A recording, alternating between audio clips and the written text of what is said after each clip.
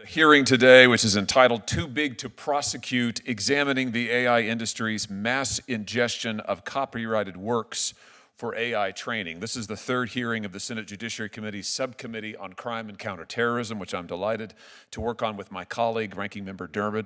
I want to thank you, say a special thank you to the witnesses for being here. Many of you, I think all of you, traveled in order to be here today. Thanks to everybody for accommodating our change in time. The Senate floor is going to be tied up here later today, and thus no committee business is happening. So thanks all of you for being here and for accommodating us.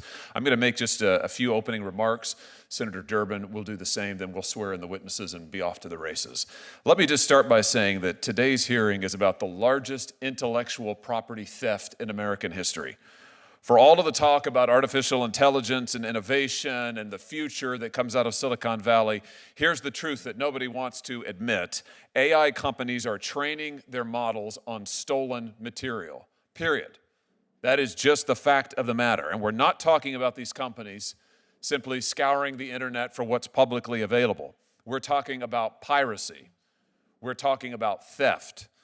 For years, AI companies have stolen massive amounts of copyrighted material from illegal online repositories.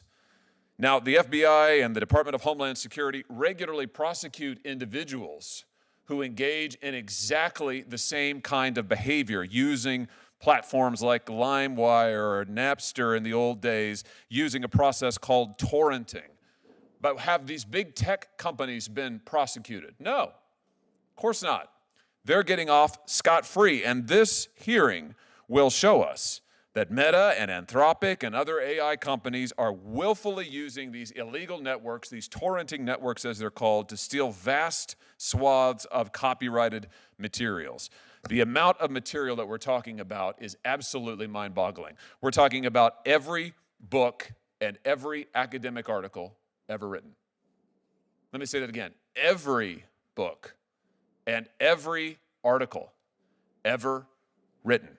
Billions of pages of copyrighted works, enough to fill 22 libraries the size of the Library of Congress. Think about that. 22 libraries of Congresses full of works. That is how much has been stolen, and this theft was not some innocent mistake. They knew exactly what they were doing. They pirated these materials willfully. As the idea of pirating copyrighted works percolated through Meta, to take one example, employee after employee warned management that what they were doing was illegal. One Meta employee told management that, and I quote now, "This is not trivial," and he shared an article asking, what is the probability of getting arrested for using torrents, illegal downloads, in the United States? Another Meta employee shared a different article saying that downloading from illegal repositories would open Meta up to legal ramifications. That's a nice way of saying that what they were doing was exactly, totally, 100% barred by copyright law. Did Meta management listen? No. They bulldozed straight ahead. We'll see evidence today that Mark Zuckerberg himself approved the decision to use these pirated materials. And then, the best part, Meta management tried to hide it. They tried to hide the fact that they were engaged in the illegal download of pirated works. And not just the illegal download, but the illegal distribution of these same works. They tried to hide it by using non-company servers. They went so far as to train their AI model. I get this. Meta trained its AI model to lie to users about what data it had been trained on. I mean, you talk about an Inception-level worthy deception, training the AI model to lie about what its own sources were. This isn't just aggressive business tactics. This is criminal conduct. And I just want to point out, Meta's conduct is not an exception. This is the rule when it comes to what is happening right now in the AI space among these mega companies. Big tech operates on the model of do whatever you want and count on the lobbyists and the lawyers to fix it later. They don't care about the rule of law. They don't care about America. They don't care about freedom. They certainly don't care about working people. They care about power, and they care about money.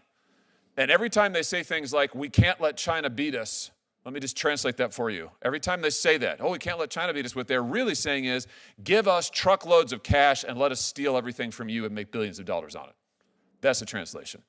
And we're going to see that in the testimony and the evidence today. Here's the bottom line. We have got to do something to protect the people of this country. I'm all for innovation, but not at the price of illegality. I'm all for innovation, but not at the price of destroying the intellectual property of the average man and woman in this country. We have laws for a reason. Those laws ought to be enforced, and big tech should not be above the law. Enough is enough. It's time to enforce the law, and that's what this hearing today is about. Now I'll turn it over to Ranking Member Durbin. Thank you very much to the ranking member. It's the practice of the Judiciary Committee and all of its subcommittees to swear in witnesses before they testify. So could I ask you to stand up, raise your right hand, and repeat after me? Do you swear that the testimony you're about to give will be the truth, the whole truth, and nothing but the truth, so help you God? Very good. We'll now proceed to opening statements. We'll give 5 minutes to each witness. I'll just say a brief word of introduction before each witness. We'll just go straight down the table here, down the dais. We'll start with Mr. Max Pritt. Mr. Pritt is a partner at Boies Schiller, and he represents authors in a civil copyright infringement suit against Meta, among other matters. Mr. Pritt, the floor is yours. Chairman Hawley, Ranking Member Durbin, thank you for the invitation and opportunity to testify today. The Art of the Deal by Donald Trump, Hillbilly Elegy by J.D. Vance, Theodore Roosevelt, Preacher of Righteousness by Josh Hawley.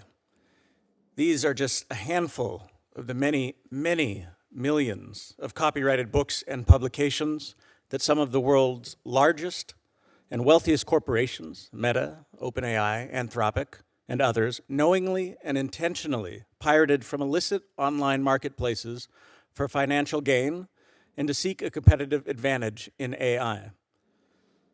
Today, this committee begins to investigate and shine a light on what is likely the largest infringement of American intellectual property by US companies in our nation's history. As tech companies scrambled to release generative AI models and to catch up with OpenAI's ChatGPT, many of them turned to illicit online repositories to take tens of millions, if not hundreds of millions, of books and scholarly publications and articles for free instead of buying them or licensing them from copyright owners. By pirating these works, AI companies have built a multi-billion-dollar industry that is projected to be a trillion-dollar industry in the next few years without paying a single cent to the authors whose works power their products or the publishers responsible for introducing those works to the public here and abroad. Take Meta, for example. From the early days of its generative AI program, Meta concluded that training its models using books and articles would help their performance. But instead of buying or licensing these works from copyright owners, Meta decided to take them from notorious online marketplaces of stolen copyrighted works, including some of the same ones targeted by the Department of Justice and the FBI for criminal copyright infringement. And Meta didn't just download books from these illegal repositories. It used the same kind of peer-to-peer file sharing networks that powered Napster. In other words, Meta also made copies and sent them to other pirates. In total, Meta pirated well over 200 terabytes of pirated books and articles, a size comparable to the entire printed collection of the Library of Congress 20 times over, or the equivalent of a stack of many billions of pages of text. Meta's piracy included many millions of works, including at least 12 books authored by members of this very subcommittee and every US president and vice president in the 21st century. Meta also made and sent copies of over 40 terabytes of pirated works to others. In doing so, Meta has helped to revive online piracy by propping up the foreign criminal syndicates that run these illicit marketplaces to violate US copyrights around the globe. As Anna's Archive, the largest illicit online marketplace of stolen literature in the world today, says on its own website, shadow libraries were dying, then came AI. Meta is not alone, and it was not the first US company to engage in rampant domestic piracy for its own commercial purposes. Pending lawsuits against OpenAI and Anthropic revealed that both companies also pirated millions of copyrighted works. And the decisions to engage in this mass domestic piracy were made at the highest levels.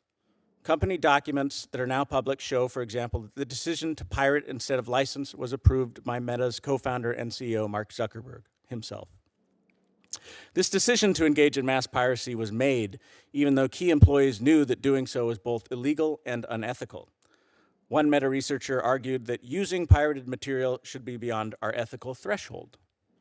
Another called Meta an accomplice to piracy. Yet another warned that if the media got wind of the company's use of pirated data, it could undermine Meta's negotiating position with regulators. The very people in this room and across the hall, in the White House, and in state houses across the country. And when asked if he cared whether Meta protects human creativity rather than exploits it, Meta's head of AI partnerships testified he does not care. AI companies now seek a pass for this unprecedented piracy by invoking a limited exception to copyright infringement called fair use, which Congress codified in the Copyright Act of 1976. They also argue they can't compete with China if they can't infringe every American's copyright. Nonsense. Our tech companies employ the best and brightest minds in the world, and they are the wealthiest corporations in the world. It is not credible for these companies to argue they can invest hundreds of billions of dollars into hiring talent and building data centers to power their commercial AI products and models, but they can't pay a single cent to copyright owners. There is no carve-out in the Copyright Act for AI companies to engage in mass digital piracy. I'm grateful to Chairman Hawley, Ranking Member Durbin, and this subcommittee for your attention to the issue. I look forward to your questions. Thank you very much. Next up is Professor Mike Smith. Professor Smith is Professor of Information Technology and Marketing at Carnegie Mellon University. He's written extensively on piracy and its effects on innovation. Professor Smith. Chairman Hawley, Ranking Member Durbin, I am very honored and thankful for the opportunity to testify today on this important issue. My testimony today is informed by 25 years of empirical research into the impact of new technologies on the markets, on the creative markets, and my experience serving on a roundtable of 10 economists convened by the U.S. Copyright Office to study the implications of generative AI on copyright policy. My research into piracy started in the early 2000s when digital piracy was a relatively new problem for the creative industries. During that period, many in the tech community argued that piracy was fair use because it would not harm legal sales, was unlikely to harm creativity, and any legislative efforts to curtail piracy would not only be ineffective, but would also stifle innovation. My empirical research over the past 25 years has studied these questions. In 2020, my colleagues and I surveyed over 40 papers published in peer-reviewed academic journals as part of a piracy landscape study we wrote for the U.S. Patent and Trademark Office. Our report drew 3 broad conclusions. First, the peer-reviewed academic literature shows that digital piracy does harm creators by reducing their ability to make money from their creative efforts. Second, the peer-reviewed academic literature shows that digital piracy does harm society by reducing the economic incentives for investment in creative output. Third, the peer-reviewed academic literature shows that copyright enforcement has been effective in reversing these harms, while also allowing businesses and legal online distribution platforms to thrive and innovate. Today, we're hearing many of the same arguments we heard in the early days of the internet. Allowing generative AI companies to use pirated content to train their models is fair use because it won't harm legal sales, won't harm creativity, and any enforcement efforts to curtail the use of pirated material for training will not only be ineffective, but will also stifle innovation. My response to those arguments is that while the time has changed, the underlying economic principles are the same today as they were in 2000. And by applying those principles, I think we can draw many of the same conclusions. First, the use of pirated content to train generative AI models will harm sales for creators. Allowing generative AI companies to train their models with pirated content is likely to harm markets for creators by damaging the original markets for their work, by damaging licensing markets for those works, and by creating perverse incentives for bad actors to add new copyrighted content to pirate networks, in essence, allowing generative AI companies to launder licensable content through piracy. Second, the use of pirated content to train generative AI models will harm society by reducing economic incentives for creators. This conclusion is similar to the early piracy research. Economic incentives drive creative output. But there's a new and unique indignity to our current situation. When piracy is used to train generative AI models, we're not only stealing from creators, we're then using the theft of their content to create tools that can flood the market with machine-generated output, which in turn will replace many of those creators, particularly emerging artists. And third, as in the early days of piracy, I believe that enforcing copyright law in the context of generative AI training can be effective at reversing these harms, and can create a world where both the creative industries and the technology industries are able to thrive. If the Napster and Grokster decisions had gone the other way in the early 2000s, it's hard to imagine that Spotify and Netflix would exist today, and that would be to the detriment of consumers, the creative community, and the technology community. I think today we have a similar opportunity to create a win-win-win for society, creators, and tech firms by making it clear that piracy is wrong and that a vibrant technology economy depends on a vibrant creative economy. We found a way to make licensed streaming and sales channels work for consumers, copyright owners, and platforms in the early 2000s. We must do the same for generative AI today. Generative AI has the potential to benefit industry and society in many ways, but achieving that potential will require a more robust and transparent partnership between technology firms and the creative industries. On our current path, we risk killing the goose, or in this case, the authors, musicians, coders, and filmmakers who laid the golden eggs that are key to the present and future value of generative AI output.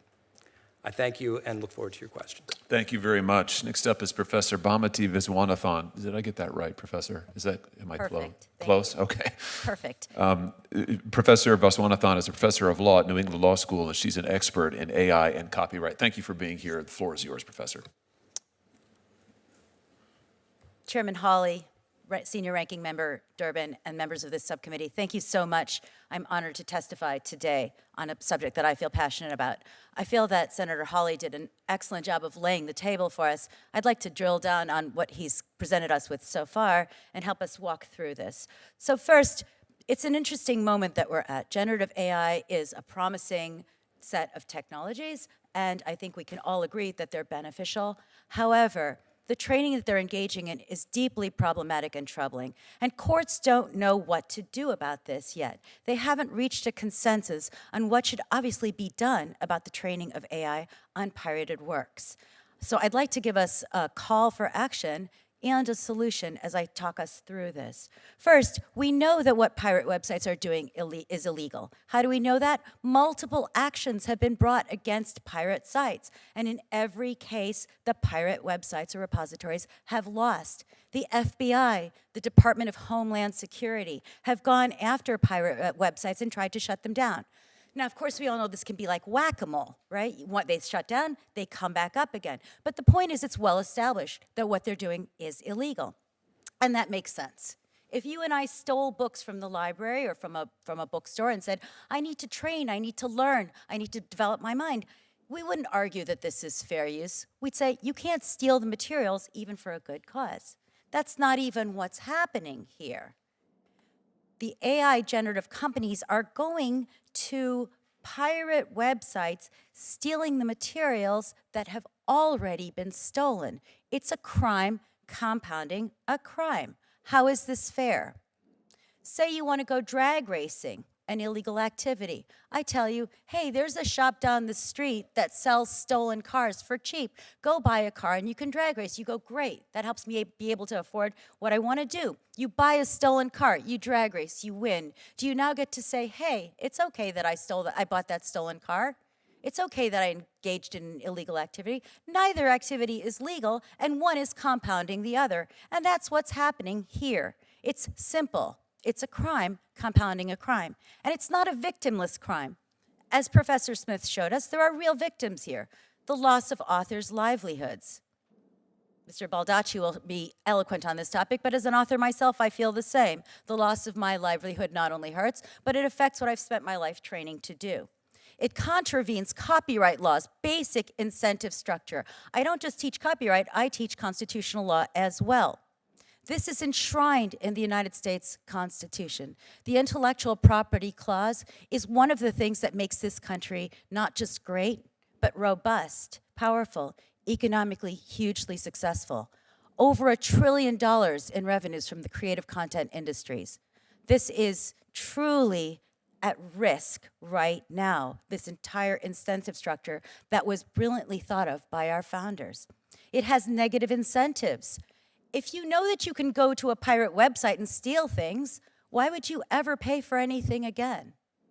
The generative AI companies have shown us the way to massive theft, not just by themselves, but by others as well. It depreciates the quality and the quantity of works out there.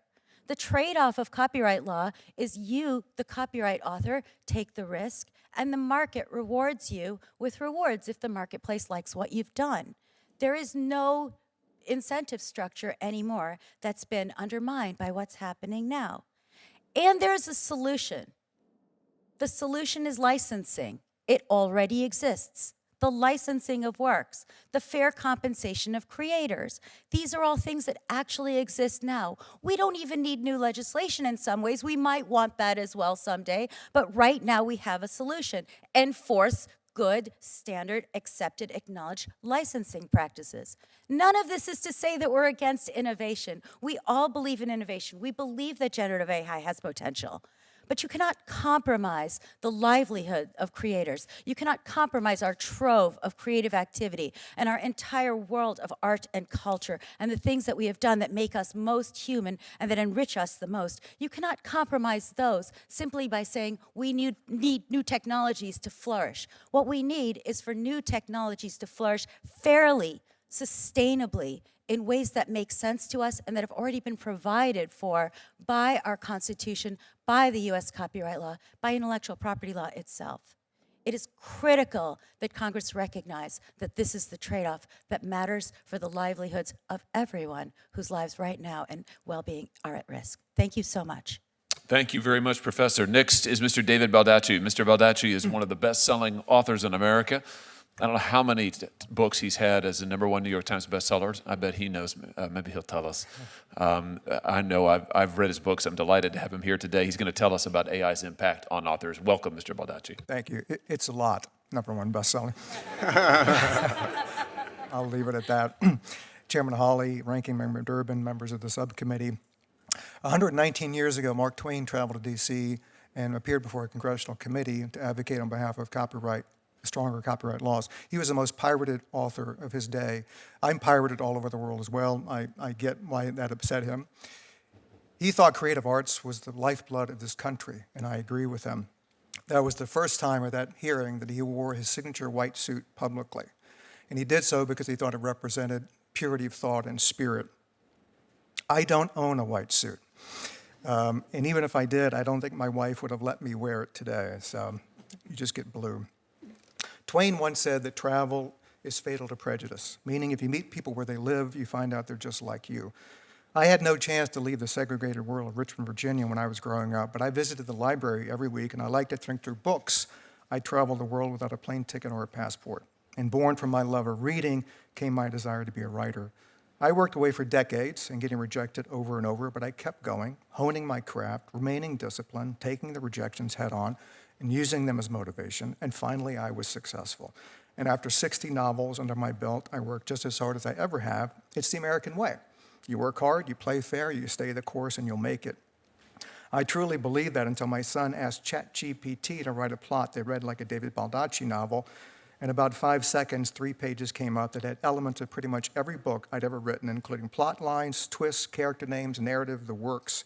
That's when I found out that the AI community had taken most of my novels without permission and fed them into their machine learning system. I truly felt like someone had backed up a truck to my imagination and stolen everything I'd ever created. I'm aware of the argument that what AI did to me and other writers is no different than an aspiring writer reading other books and learning how to use them in original ways. I can tell you from personal experience that is flatly wrong. I was once such an aspiring writer. My favorite novelist in college was John Irving. I read everything that Irving wrote. None of my novels read remotely like a John Irving novel. Why? Well, unlike AI, I can't remember every line that Irving wrote, every detail about his characters and his plots. The fact is, also unlike AI, I read other writers not to copy them or steal from them, but because I love their stories. I appreciate their talent. It's motivated me to up my game. What AI does is take what writers produce as an incredibly valuable shortcut. It's like super fuel to teach software programs what they need to know. And I have learned that these trillion-dollar companies didn't even buy my books. They got them off a website that has pirated works. They complained that it would be far too difficult to license the works from individual creators, so apparently it was more efficient to steal it. Trillion-dollar companies with battalions of lawyers did not have the resources to do things lawfully. I was once a trial lawyer. If I had made that argument in court, I would either have been laughed out of the courtroom or held in contempt by the judge, and rightly so. If AI companies only needed words, they could have fed every dictionary in the world into their machine learning. But that was not nearly good enough because it would mean decades of additional work and hundreds of billions of dollars of additional investment. What they needed was complete, well-crafted, living, breathing stories with characters that seemed real, plots that made sense, dialogue that appeared genuine, humanity on the page. And some, they needed us and our craft that we learned with the sweat of our brows and the flexing of our imaginations. And these companies have swooped in, stolen that labor in order to make enormous profits. But we, the writers, the true source of all of this, will receive nothing. AI will allow anyone, with no effort at all, to order up a novel written in the vein of an established writer. And that book can be sold saying that it reads just like a David Baldacci novel. Yes, it does read like my novels, because it is my novel. It is my imagination. People complain about cheap imported goods hurting American workers. Well, we have cheap books being created by American technology flooding the market. That will mean lower profits for publishers and less money to spend on new emerging writers. Trust me, that hurts all of us. Online vendors now require the author to disclose if a book was not human created. It's getting to the point where they will have to limit the number of books that someone can publish on a weekly or even daily basis. This is insane. Source code and elements of algorithms are also protected by copyright. I would hazard to bet that if I stole any of the AI community's source codes or algorithms and then tried to profit off them, they would unleash a tsunami of lawsuits against me. However, if, as AI contends, fair use is actually my entire body of work, there is no more copyright protection for anyone. I'm sure AI believes that their IP should be fully protected against interlopers, and I agree with them. Thus, I am deeply disappointed that they don't feel the same about people like me. The AI community apparently believes they are entitled to steal our work product, despite it being copyrighted, because what they're doing is so transformational. Well, let me tell you, billions of people have been transformed by books. Many significant events in human history and in this country had seminal authors and their works that rode at the head of the pack. We didn't truly emerge from the Dark Ages until the invention of the printing press, when books became widely available. Books also teach empathy, making the world a kinder, gentler, more meaningful place. I'm only one man, but books transform my life, propelling me to a far better existence. I am sure there are aspects of AI that will also transform the world. But if you want to bet on which side is more transformational for all of us, I will bet on books every single time. Thank you. Thank you very much, Mr. Baldacci. Very well said. Next up and finally is Professor Edward Lee. Professor Lee is Professor of Law at Santa Clara University School of Law, where he has written extensively about the intersection of AI and copyright law. Thank you for being here, Professor Lee. Chair Hawley, Ranking Member Durbin, and other members of the subcommittee. Thank you for this opportunity to testify. I'm a professor of law at Santa Clara University School of Law. I'm also a book author and a photographer, and my personal experience informs my scholarship and understanding of the importance of copyright to authors and artists across the country. In my testimony, I will discuss whether using copyrighted works to train AI models is a fair use, giving particular attention to the two recent decisions by Judges Alsop and Chabria in cases filed by book authors against Anthropic and Meta. This novel question of law, which has important implications for U.S. national interest, has sparked sharp disagreements among parties, stakeholders, and now federal judges. As Judge Bibas noted in an earlier non-generative AI case, this question of law is difficult. In my opening remarks, I would like to stress 3 points. First, I believe Judges Alsop and Chabria correctly concluded that the use of copies of works to train an AI model serves a highly transformative purpose in developing a new technology under Factor 1 of fair use. During training, an AI model is exposed to vast training materials, typically many millions of works. Through a process called deep learning, the model identifies the statistical relationships among words and within subparts of words, thereby enabling the model to conduct numerous functions, including research, translation, delivery of medical advice, generation of content, and so forth.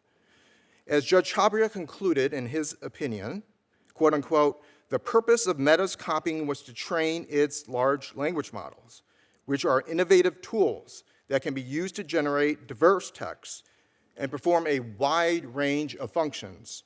And as Judge Alsup recognized, the technology at issue was among the most transformative many of us will see in our lifetimes.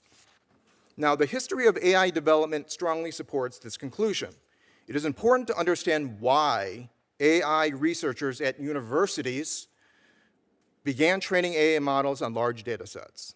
This practice originated not at AI companies, not at big tech, but at universities where AI researchers discovered a key insight. Scaling or using larger and more diverse data sets actually worked in developing and improving AI models, an achievement that escaped researchers for many years.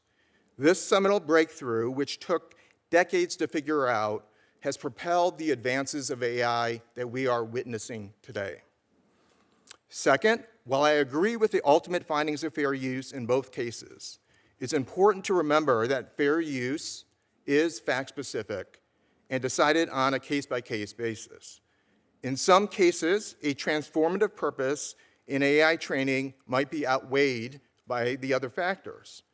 For example, an AI model that routinely produces outputs that are infringing, such as regurgitations, might not be a fair use even in the training of the model due to insufficient guardrails on the model.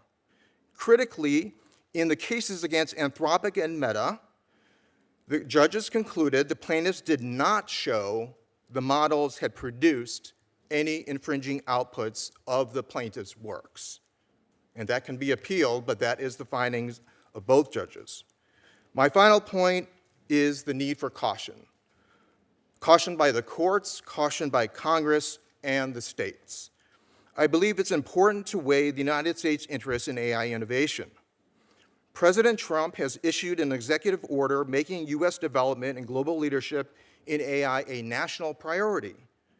China has its own priority and a plan of surpassing the United States and becoming the world leader in AI by 2030. The United States' national priority in AI counsels caution. Indeed, in Google versus Oracle, another technology fair use case of national importance, the United States Supreme Court itself cautioned, quote unquote, given the rapidly changing technological, economic, and business-related circumstances, we believe we should not answer more than is necessary to resolve the parties' dispute. Judges Alsup and Chabria departed from this approach in some controversial parts of their opinions that were just dicta. I disagree with Judge Alsup's suggestion on pirated books and Judge Chabria's suggestion on copyright dilution, as more fully elaborated in my written statement. At this juncture, I think the best approach is for Congress to wait and see how other district courts, the courts of appeals, and potentially the United States Supreme Court resolves these difficult issues, including access to pirated shadow libraries, in the many pending copyright lawsuits across the country. Thank you, Senator. Thank you very much, Professor. Thanks for being here. Thanks again to all of our witnesses. We're going to now have 7-minute rounds of questioning, and we'll see if we can fit in maybe a couple of rounds, just depending on the time that we have. I'll start, and then we'll go to the ranking member and any other members who arrive in that time. Professor Viswanathan, let me just start with you, if I could, and let's see if we can just drill down on some of the specifics here. Mr. Baldacci mentioned in his opening statement that AI could just feed dictionaries into their platforms in order to train them. They don't do that. They prefer published works, fully formed works. Why is that? Can you give us an insight into that? That's absolutely right. They learn syntax, structure. They learn how we learn language, right? When you learn language, you just don't learn words. You don't memorize words. You don't memorize notes when you learn music. You learn structure and syntax. And the point that Professor Lee is making is correct. They need large data sets. More is better to learn predictive language models. However, more is not everything. It's not pirated works. So let me just ask this. You said that they are not buying the books. They're not buying Mr. Baldacci's book or anybody's book who's sitting up here, anybody in the audience. They're getting them, they're stealing them, they're pirating them from somewhere. Where are they, if they're not buying the books, they're not stealing them out of libraries, where are they getting them? These large repositories of materials that are available online, there are many. Some are licit, some are not licit. The pirate websites in particular are not licit. So if you need a lot of material, you go out and you scoop up all that material that you can find. But you don't go to pirate websites to get that material if what you want to do is legal. None of these works are licensed. None of these works are licensed. No author has been compensated to date. So how do they go to these, let's call them shadow libraries, to get the works illegally? They've already, by the time they go to the shadow library, the works there are already stolen, right? They've already stolen Mr. Baldacci's book, Correct. Professor Lee's book, everybody's, but your books, they've stolen them. How do they actually, when they go to the shadow library, how do they get them? I mean, how does the AI company then take possession of the particular work? Like, how There's does a that work? process called torrenting, and I will not trouble you all with the details of torrenting, but essentially huge amounts of data stream to you and you get them. At the same time, you can send them out. That's called seeding. You can send them out at the same time. Uploading and downloading exist at the same time. This is a peer-to-peer process. So not only are you taking in these pirated materials, you are also distributing them. The violation of copyright law exists at the reproduction of these works, at the making available of them by the pirate libraries, the dissemination of them, and your dissemination, Gen AI company, of them as well. So they're both taking the works and distributing them as well in this thing you call, kind of like Napster, this thing that you call torrenting. Let me ask you this. I mean, is torrenting legal? It's not legal, is it? Torrenting can be legal, but in this case it is not. And in this particular case, this is benefiting the Now, I agree with Judge Alsup, who said, if you're taking it from pirate libraries, no way. That is not acceptable, right? Part of what we're seeing here, Judge Chabria said, well, it's not helping the pirate websites. Well, yes, it is. The pirate websites, there's one in particular called Anna's Archive. They actually put on their website, hey, Gen AI companies, come train on us. We'll do some data swaps, or you know what? You can make us a donation too. This is directly helping the pirate websites thrive, flourish, proliferate. Let me ask you this. Have there been any, to your knowledge, any criminal enforcements against these torrenting platforms? Yes, there have been attempts to. Again, it's like a game of whack-a-mole. You get one, you knock it down, it pops up again in some jurisdiction that you don't have control over. What's the key to a criminal enforcement? You know, civil versus criminal in this context, when do we have a criminal case against torrenting? What's the key to that? Okay, this is a really important point. What's criminal here? Criminal copyright liability has two prongs to it. Prong one is you have to do it willfully, and prong two is you have to do it for commercial advantage or gain. We clearly know that prong two is met. This is for commercial advantage or gain. I don't think Meta is doing this out of the goodness of its heart. Prong one, willful, means you need to know that what you are doing is illegal. There's lots and lots of evidence now, particularly from the Cadre v. Meta case, that shows that they knew this was illegal. They even had to ask all the way up the chain of command to Mark Zuckerberg and say, hey, is this okay? And he said, yes, it did. Yes, it's okay. So not only did he do it knowing it was illegal, he did it knowingly, he did it willfully, intentionally, and whether or not he knew what statute it was illegal doesn't matter. For this to be willful, you have to know that what you're doing is wrong, and this meets that prong. So this is, in fact, amounting to what you might call criminal copyright liability. Mr. Pritt, let me just ask you about this, about the willful aspect. And let's talk about Meta in particular, since Professor Viswanathan just mentioned Meta. They're one of the biggest monopolists in the world, and one of the biggest AI companies now in the world, if not the biggest. So let's just talk about them for a second. Meta uses torrents to acquire pirated data for its Llama model. Is that right?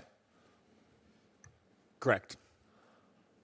How much data would you estimate that Meta has torrented? It's illegally downloaded and also then shared in this peer-to-peer scheme. It has pirated well over 200 terabytes of copyrighted material from multiple, I don't call them shadow libraries because they're not libraries, but illicit criminal enterprises. And how much has it paid the copyright holders for these works that it's used, to your knowledge? Nothing.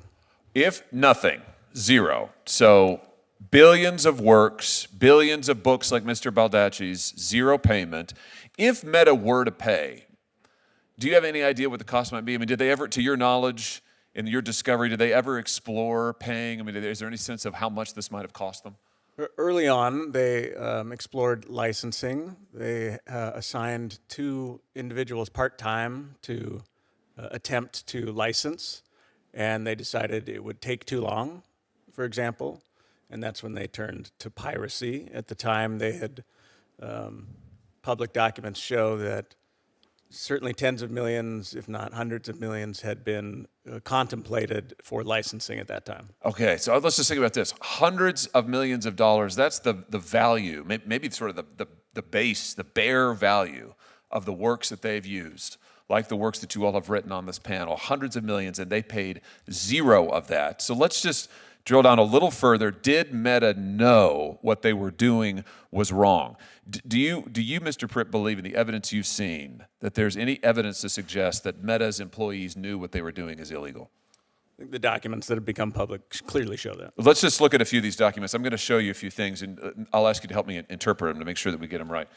Let's start here with a Meta employee, a Meta engineer working on their AI project, Eleonora Prasani. She says, I don't think we should use pirated material. This is in a chat with other Meta employees. I don't think we should use pirated material. I really need to draw a line there. She goes on, I feel that using pirated material should be beyond our ethical threshold. Sci-Hub, ResearchGate, LibGen are basically like Pirate Bay or something like that. They are distributing content that is protected by copyright, and they're infringing it. How do you read this, Mr. Pritt? Does this look like knowledge to you? That's certainly what we've argued in the case. Let's look at another Meta employee. Here is Nisha Deo in the same chat. She replies and said, it's the piracy and us knowing and being accomplices that's the issue. This is a Meta engineer working on their AI project. It's the piracy and us being knowing accomplices that's the issue. Let's look at another one. Here is the response that another Meta engineer in the same chat gave. Well, we want to buy books and be nice, open people here, but, however, to make it happen and not letting the bad guys win, that's the beat China argument, we need to make a case fast and cut some corners here and there. We need to cut some corners here and there. Mr. Pritt, what are we looking at here? I mean, is this knowledge of illegal activity? When they refer to bad guys, I think they're actually referring to OpenAI and other AI competitors. But yes, this is certainly one of the many documents that show that they knew these were pirated websites that contained copyrighted materials, and they were taking them for free. So here we have it in black and white. Don't believe me. Read the evidence. These are Meta's own engineers, Meta's own employees saying they know what they're doing is ethically wrong, illegal, likely to subject them to legal liability, and they're doing it anyway because they need the money. There's a lot more here. We'll come back to this. I want to give Senator Durbin a chance to ask questions. Senator Durbin. I just want to follow up on this line of questioning. Professor Lee, when you say that it would be to the benefit of the United States, isn't Mr. Baldacci a citizen of the United States? Entirely. I'm not saying that Mr. Baldacci does not benefit from the copyright. There is an so isn't, but let's take a different author. Professor Viswanathan, she's a citizen of the United States? Yes. So I'm just struggling to understand when you say that it will benefit, that the mass theft of their works will benefit the United States ultimately, you're saying that the mass theft and potential impoverishment of American citizens ultimately redounds to the good of America? Not at all, Senator. I think you're being a little too imprecise, right? What you mean to say is it may benefit American corporations. It may impoverish American citizens, but it will benefit American corporations. Well, Senator, there is a balance to be struck and the courts. Well, indeed, but it's you are waving the wand, the magic wand of this will benefit the United States. So we're in an arms race with China. I'm just trying to drill down on your assertion. I think what you're really saying is that the enrichment of certain multinational corporations that are incidentally based in the United States, taking the works and personal property of American citizens, is a good thing. That's a little bit less clear to me. Well, the way that I view the national interest, as stated by President Trump's executive order, is that there is a national priority in maintaining the United States' dominance and leadership globally in AI. And I would defer to the view of the AI czar, David Sachs, who said, if there is no pathway to fair use in AI training, we will lose the race with China. Well, you think that we should allow an unelected AI czar to decide what the rights of American citizens are? No, not at all. This is going through the courts. I would let the courts decide all of these disputes, and there are presently 44 lawsuits around the country. So this is not a time for Congress to intervene in terms of deciding these very difficult questions. It just sounds strange to me to say that the United States as a nation is going to benefit from the mass violations of its citizens' rights. I thought what made us a nation was our common citizenship, the things that we agree on together, the rights that we hold in common. And your argument seems to be it's fine to violate those rights en masse if it redounds to the benefit of the nation. I think what you're really saying is to the benefit of certain people in the nation and their immediate interests. Let me ask you about something else you said, fair use. Can I respond? Well, just a second. I have limited time here. Fair use, you said, is a flexible doctrine. It's an equitable doctrine. And these companies aren't exactly coming to this with clean hands, are they? They're coming to claiming fair use after they've stolen Mr. Baldacci's work. They didn't take it from the library. They didn't license it. They didn't buy it. They went to a pirated illegal site and took it. And now they're coming and claiming the cover of equity. That seems kind of strange, doesn't it? Is that how equitable law works? That is the very question, the initial acquisition, whether that was justified as fair use. And the two judges disagreed on how to treat that initial acquisition from the shadow libraries. So I think it would be incorrect for us to assume that it is necessarily a violation, and the Supreme Court in Google versus Oracle had an opportunity to discuss or require considerations of bad faith in the fair use analysis, and it rejected that opportunity and even cited Judge LaValle's very influential fair use article saying that fair use is not limited to the well-behaved. Okay. Now, you're making these. We appreciate you being here, and you're making these arguments very gamely. That's helpful, I think, to have this debate. But I just want to point out that there's a lot of hand waving going on here. Every time we get down to the nub of the question, can these giant corporations take the copyrighted work of individual citizens? We get distracted with, well, it's for the good of the country. Maybe it's not so bad. We have an arms race on. There's an AI czar. I actually think I don't think it's that complicated. I think it's pretty simple. I think in America we have rights. Those rights are what protect us. These rights are being violated. And if we're going to succeed as a nation and uphold our principles as a nation, we better darn well enforce the individual rights on which the nation's founded. I mean, it's just a thought. Senator Welch, would you like to, am I catching you off guard? I was kind of enjoying it. Yeah. Well, you're welcome to ask questions if you'd like.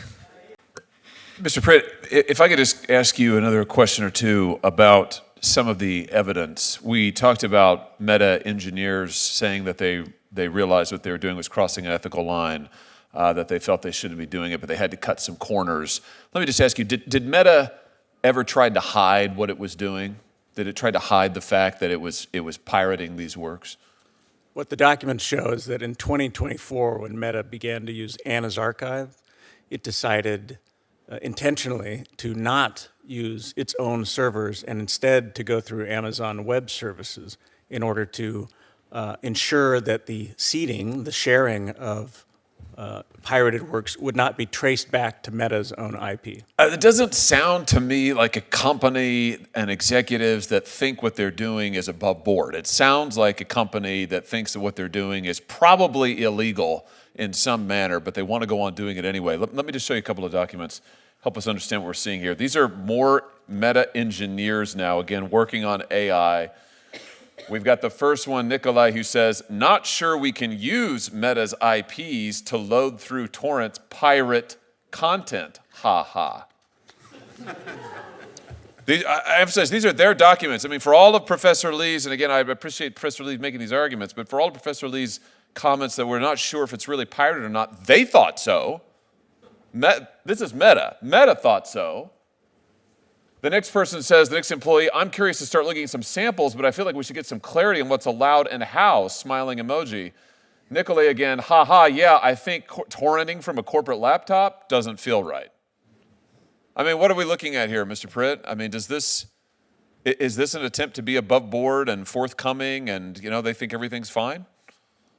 I think that is a very difficult conclusion to draw from these documents. And with all due respect to Professor Lee, as I am still litigating the case against Meta on behalf of a group of authors, Judge Chabria in that case specifically declined to decide whether Meta's piracy, what it has engaged in terms of the downloading, the making available, the making additional copies, and then sending those copies, over 40 terabytes of data to other individuals, is in fact fair use. And no court, including the Supreme Court, has ever held that rank piracy is somehow fair use.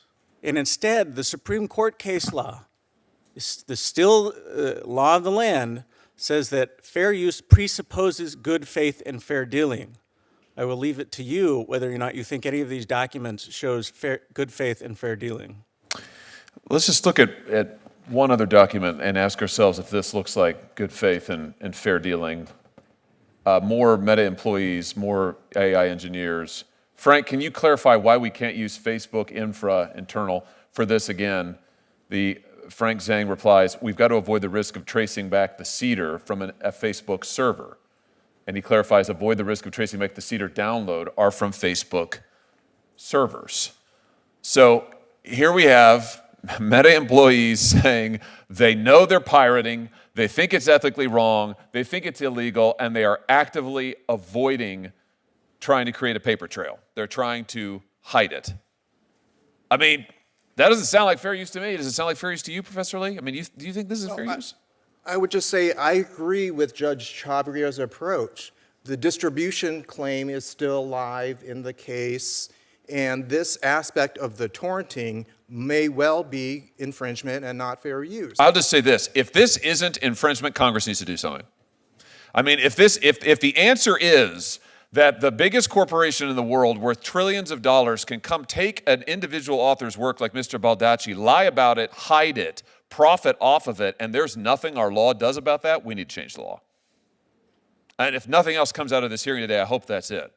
And I hope that this is motivation to this body that we need to be paying attention to what's going on here. Mr. Baldacci, you said you'd rather live in a different planet if there was AI that could write your books. I'm sure that will never happen. They'll never write your books. I want to live on a different planet if this can go on and it's perfectly legal. We've got to do something about this. Let me just ask you, Mr. Pritt, finally, what about Mark Zuckerberg and all of this? I mean, do we think that Zuckerberg knew about this, approved this? I mean, what's the evidence suggest? Certainly the documents that have become public in the case explain that the decision whether or not to use Library Genesis, which is a notorious illicit marketplace, for example, for actual training as opposed to exploration, was escalated to Mark Zuckerberg. I think the judge said something to this effect. Let's just look here if we've got it.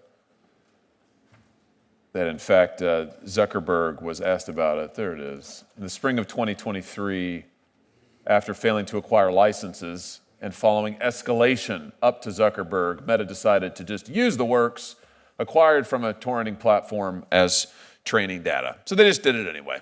They just, do it anyway. Forget it. Don't pay Mr. Baldacci. Don't pay anybody. It costs too much. A lot cheaper to take it for free and then make billions of dollars off of it. Listen, I'll just conclude with this. I want to thank all the witnesses for their testimony. And Senator Welch, if you have more questions, or Senator Durbin, I'm happy to let you ask those. For my part, I just want to say, I think that this is a moral issue as much as anything else. I think this is an issue about who we're going to be as a country. Are we going to be a country, as is written into our Constitution, where we protect the rights of our citizens? It's part of what makes us Americans. And we welcome the creative genius of people like Mr. Baldacci and the marvelous diversity of imagination and viewpoints and perspectives that has come to characterize our country. Are we going to protect that? Or are we going to allow a few mega corporations to vacuum it all up, digest it, and make billions of dollars in profits, maybe trillions, and pay nobody for it? That's not America. That's not our country. It never has been. Listen, I'm all for the free market. I'm glad Mark Zuckerberg can make his billions. That's fine, but not by running over people like Mr. Baldacci or anybody else, or any young author who's trying to get a start, or any other person, creative, non-creative, or just a working guy who puts something on Facebook. Why should all his stuff get taken? I just think that's wrong. I think it's morally wrong. I think, frankly, it's not consonant with our principles as Americans. And I think we can and should do better than that. Senator Welch, Senator Durbin? I want to thank again the witnesses for being here. Thanks to each of you. I know you had to travel far for this. And thank you for accommodating our schedule. Thanks to everyone who's been here today. And with that, we'll stand adjourned. Great, thank you.